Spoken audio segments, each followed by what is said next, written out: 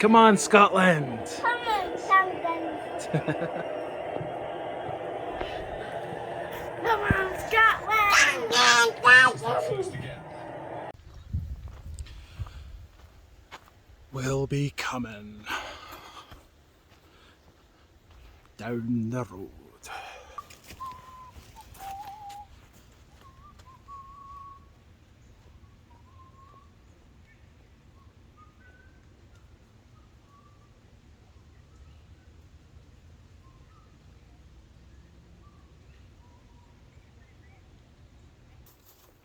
Well, hello. How's it going, everybody?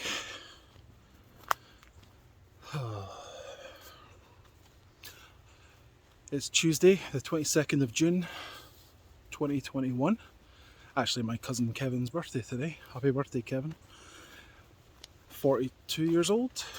42 years young today. Well, I'm just out for a walk, clear my head a little. I'm for a walk in the woods by the river here. No, not going anywhere in particular, just going for a walk. Enjoy the freshish air. Yeah.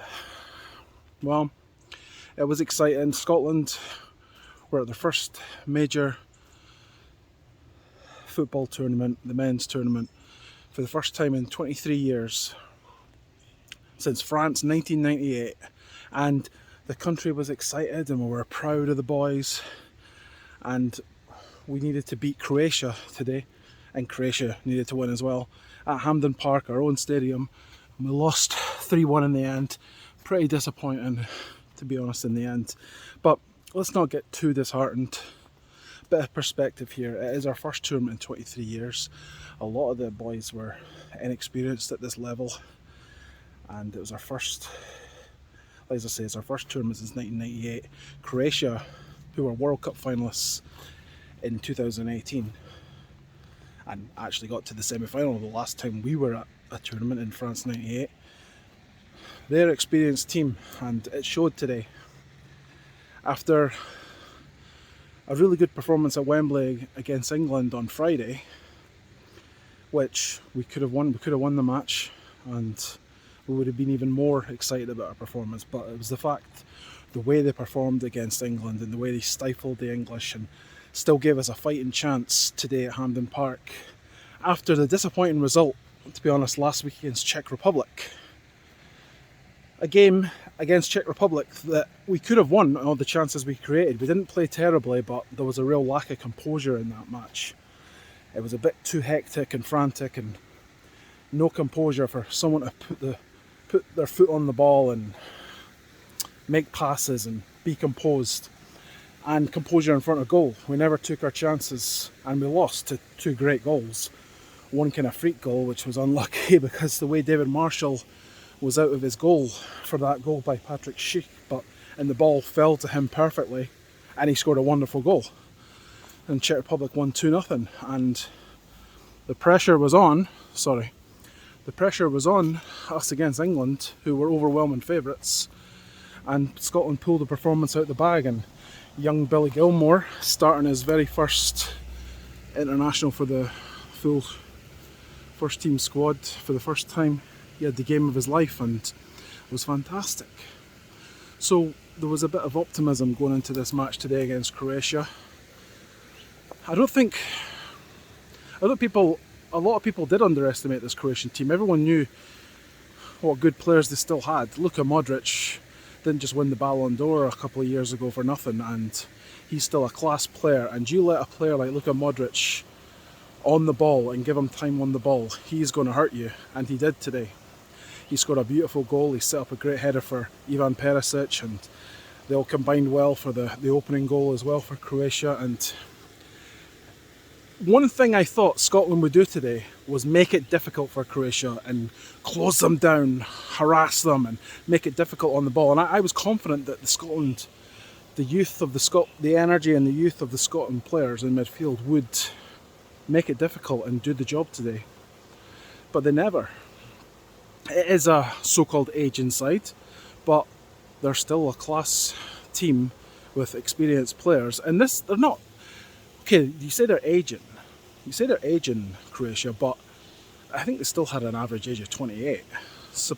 Fair enough, Luka Modric, great player as he still is, he's 35 years old, but he's still got all the ability in the world. And as I said, you give him time on the ball, he will destroy you. And Scotland never showed up today. They tried their best, but it just wasn't good enough. And sadly for poor young Billy Gilmore, he tested positive for COVID-19. And that was a real sickener yesterday. And I feel sorry for him. Apparently he was in tears and everything, missing this match. And he would have made a difference today on the ball, that's for sure. But I thought we've got enough good players in midfield to compensate for Billy Gilmore. I was more upset last week when Kieran Tierney was out of the team against Czech Republic. We really missed him. And funnily enough, I don't think Kieran Tierney nor Andy Robertson had the greatest game today against Croatia when it counted. And Stephen O'Donnell had a great game against England. He found it tough going today. He was up against Ivan Perisic, a very experienced player. He's had well over 100 odd caps for Croatia, scored 30 goals, including his goal today. But it just wasn't to be. And Croatia go onwards into the last 16, and disappointing in the end. There was a lot of hope and excitement for this, and you know what the big thing is? We were there, we got a taste of it, and I think we'll be back because we've got the nucleus now of a really good team, really good squad. Young players like Billy Gilmore and Nathan Patterson, who came on in the second half today, who looked lively, and he's got a great future for Scotland, I believe. Young Billy Gilmore, and we've got good players that are playing at the top level. Scott McTominay, John McGinn, Stuart Armstrong, Andy Robertson, Kieran Tierney. These are good football players. Good football players. And we've yet to see the best of Shea Adams in a Scotland shirt, but I think he is a good addition to the Scotland squad too. And Lyndon Dykes, he's a good battering ram for Scotland. He's a great physical. He hasn't set the heather alight this tournament in terms of scoring goals, but he always makes it difficult for opponents, and I think he's had unfair criticism as well. And I like him as a player, and he makes it difficult for the defenders, and he's a good foil for someone like Shea Adams.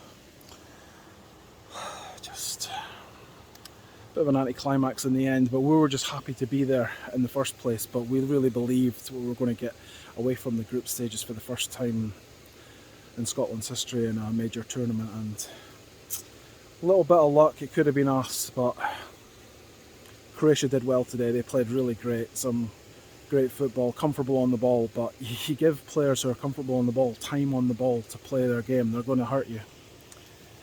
And I hope Croatia go on and do well now, because a lot of people were writing them off when England played so well against them in the first half, especially again at Wembley when England beat them 1-0. People were writing Croatia off as if they had nothing, but I don't think they had a real centre forward against England, and they didn't look threatening at all in that game. But England, a lot of people, as usual, English fans hating on their team, but you know what? England won the group. They've not let in a goal yet, and the best is yet to come, in my opinion, because England are notoriously slow starters in tournaments, and they always, when they've done better in tournaments, they always have slow starts. Look at even 1966 when England won the World Cup. They had a slow start in that group. They never let in a goal either. I think they had a couple of 0-0 draws in that. I can't remember. Not that I remember that I was born at that time, but I'm aware of all their results. 1986 wasn't an amazing start. They ended up pushing forward to the quarterfinals. 1990 they had a slow start, like drawing against Republic of Ireland and drawing against Holland and beating Egypt. And Euro 96 had a slow start against Switzerland, drew 1-1, and then against Scotland they were slow in starting against Scotland and that, and then England won 2-0 with Alan Shearer's header, and then Paul Gascoigne. How can we forget Paul Gascoigne's goal against Scotland? It's been played so much recently. We've all been getting tired of it. But anyways, I know some people have been asking for my thoughts on the Scotland games and a few comments on Facebook and YouTube and stuff, so I just wanted to give a little of my thoughts here.